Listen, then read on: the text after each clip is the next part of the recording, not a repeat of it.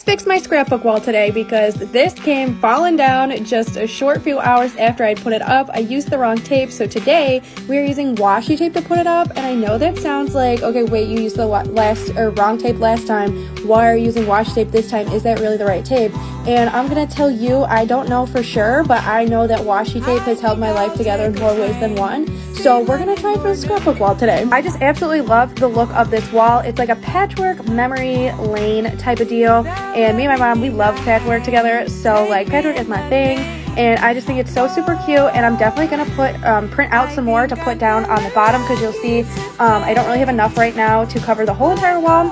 But don't worry, I'll fix it. I think this also makes a super cute background for all of my videos. So when you scroll by and see me in front of my little scrapbook wall, please give me a little pat on the back because this I did twice. I did it twice, guys. But I'll do it a third time if the washi tape ends up not working out. So stay tuned. Let's see how long the washi tape lasts. I think this would look super cute in like a closet or something if you have like a whole room to do your makeup and stuff in.